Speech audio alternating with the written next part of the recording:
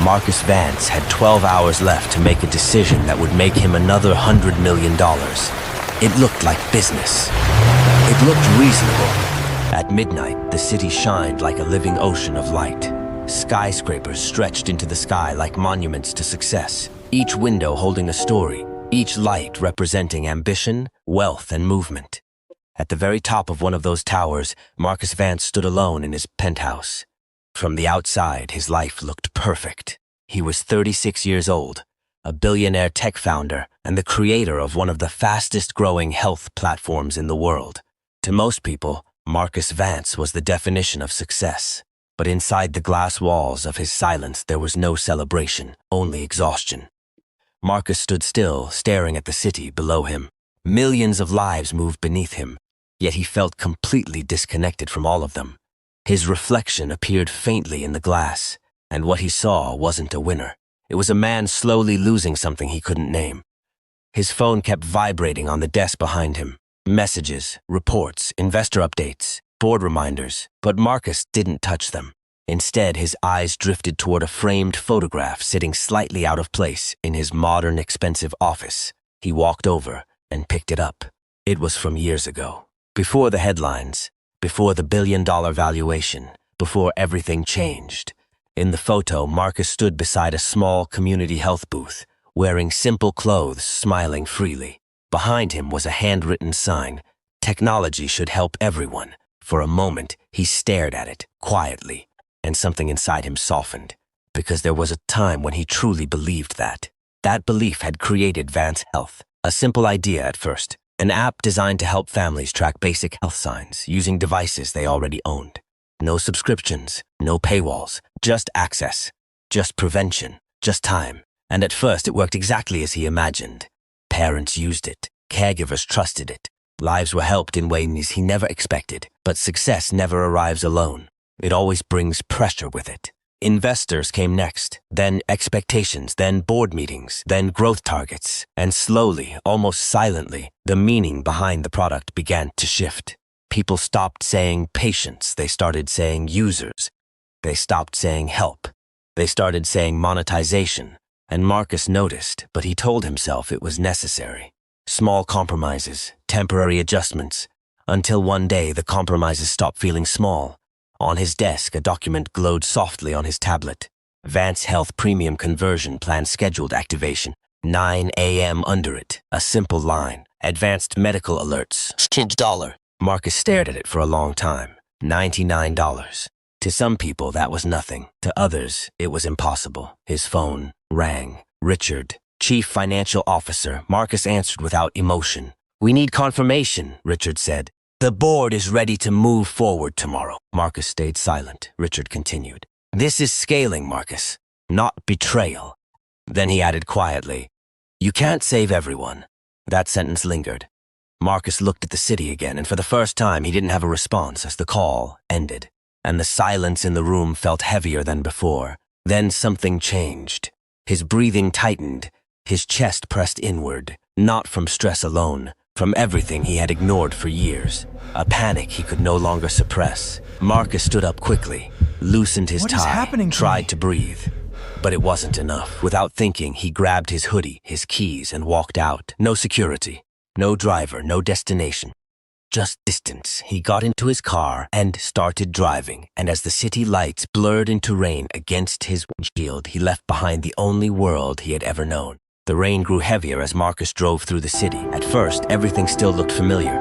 Glass buildings, clean streets, luxury signs. But slowly, the world began to change. The roads became older, the buildings less polished. The noise of wealth faded into something more real. Life. His phone lit up again. A notification from Vance Health. User impact report normally. He ignored these. But tonight, he opened it. Messages appeared on the screen. A mother thanking the app for alerting her before her child's asthma attack worsened. A man explaining how early warnings helped save his wife, and caregivers saying the app gave them peace they could never afford in hospitals. Marcus scrolled quietly. These were not statistics. They were lives. And for the first time in a long time, he didn't see numbers. He saw consequences. He closed the report and opened another file. Revenue projections. The paywall model promised massive growth, hundreds of millions in new income, but beneath it was another number. 62% user drop expected. Marcus stared at it. 62%, not a percentage. People. He slowed at a traffic light. Beside him, a city bus stopped. Inside, ordinary people sat tired from work. A child laughed at something her mother showed her on an old phone. Marcus watched them without realizing it. There was something there he had forgotten. Something simple, something human. His phone rang again. Richard. He ignored it. A text came in instead. Don't let emotion destroy strategy. Marcus stared at it for a long moment, then quietly said, maybe strategy is what destroyed emotion. The light turned green. He drove forward, and eventually the city he knew faded completely. In its place appeared something older, smaller, quieter, and then he saw it. A faded neon sign glowing through the rain. The Neon Spoon. Open 24 hours. Marcus slowed, and for reasons he didn't fully understand, he pulled over. He sat there for a moment watching the rain fall, then opened the door, and stepped into a night that would change everything. The moment Marcus stepped inside the diner, the world outside seemed to disappear. The warm light inside the Neon Spoon felt unfamiliar after the cold rain. It wasn't luxurious, it wasn't designed, it wasn't perfect, but it was alive. The sound of plates, quiet conversations, and coffee machines filled the space with something Marcus hadn't felt in a long time. Normal life. He chose a corner booth and sat down quietly, pulling his hoodie lower as if trying not to be noticed. Not because he was afraid, but because for once he didn't want to be important. A waitress approached his table. She looked tired, like someone who had worked too many long nights. Her name tag read, Clara. She placed a menu in front of him. You okay? She asked gently. Marcus paused. That question felt strange. Not transactional, not rehearsed, just human. I'm fine, he said. Clara gave him a look that suggested she didn't believe him, but she didn't push. What can I get you? Marcus reached into his pocket and placed a black titanium card on the table. Coffee, and whatever your most expensive meal is. Clara looked at the card, then pushed it back slightly. Machines down. Marcus frowned. She added casually, cash only tonight. There was a silence between them. For Marcus, it was unfamiliar, because everything in his life usually responded to money. But here, it didn't. Clara smiled faintly. You look like you need coffee more than anything expensive anyway. She walked away. Here is your coffee, A few sir. minutes later, she returned and placed a warm cup in front of him. No charge, she said. Marcus looked up. You don't know me. Clara shrugged. Doesn't matter. Then she left. Marcus stared at the coffee for a long time, and for the first time in years, something simple made him pause. The bell above the door rang again. A man walked in, soaked from the rain. He wore a worn construction jacket. His hands looked tired, but beside him was a little girl, about 8 years old, holding his hand tightly. They sat at a nearby booth. Marcus watched without meaning to. The man carefully emptied a small coin pouch onto the table, counting slowly, deliberately. The girl leaned forward. Are we getting pancakes? The man smiled. Of course. Then after a pause, he added, and juice. The girl smiled brightly. Are you getting steak? The man hesitated, then smiled wider. Not hungry tonight? The girl accepted it immediately, because children believe love more than logic. The waiter came. The order was simple. Pancakes, 1 plate, 2 forks. Marcus watched quietly. Something about it felt heavier than anything he had experienced in years. The food arrived. The girl smiled like she had been given something priceless. Then she did something small. She placed half the pancake onto her father's plate. He tried to refuse. She insisted. He finally smiled and accepted it. And for a moment, everything felt normal, warm, human. Then it happened. A sudden sound cut through the diner. A loud, sharp alarm. Every head turned. A cracked smartphone on the table flashed bright red. Critical blood sugar drop detected. The atmosphere changed instantly. The father reacted immediately. No hesitation, no confusion, just urgency. Lily, look at me, he said firmly. His voice was calm, but controlled fear lived underneath it. He reached into his jacket and pulled out a medical kit. Marcus stood slightly without realizing it. Something about the alert felt familiar. Too familiar. The girl looked scared, but not surprised, which meant this had happened before. Clara rushed over with orange juice. The father prepared an injection with steady hands. He had done this before, many times. Still, his hands trembled slightly. Marcus couldn't look away. Then his eyes caught something on the phone screen. A blue heartbeat icon, Vance Health, his app. For a moment, everything around him went silent. The countdown began. 10 seconds. 5. The father held his daughter tightly. "Stay with me," he whispered. Then the screen changed. Green. Vitals stabilized. The alarm stopped. The girl breathed again, and the father collapsed into relief, holding her, like he had just pulled her back from something invisible. Clara placed a hand on his shoulder. "She's okay," she said softly. The father nodded, but his voice cracked. "I almost didn't catch it in time." He looked at the phone. "If this app didn't scream at me, I don't know what would happen." Then he looked at his daughter and said something quietly that stayed in the air longer than the silence. "We can't afford the hospital monitor they recommended." A pause. Then he added, "This app saved her life." He swallowed hard and finally said, "Whoever made it, he doesn't know it, but he's our guardian angel." Marcus stood frozen. That word hit harder than anything he had heard in years. Guardian angel, because in less than 12 hours, he was supposed to turn that same app into a paid service. $99 a month. For some families, that would be impossible, and for others it would mean silence. The father laughed softly through tears, holding his daughter. "She's still here," he whispered.